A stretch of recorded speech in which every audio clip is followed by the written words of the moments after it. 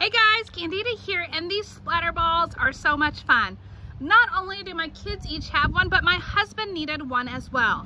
And so they fill up the little balls and that's it. That's gonna be their ammunition. And so go ahead.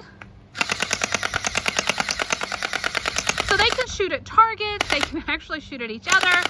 What I like about the guns is they actually come with safety goggles, so that way I don't have to worry about the eyeballs. They are able to come outside and play. It's been so much fun that my husband has joined in and he needed one as well. So they get to chase each other around the yard, they get some exercise and have a good time.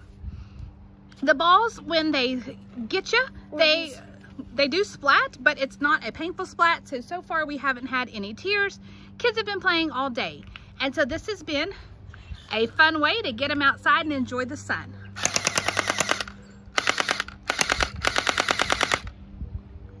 Bye-bye.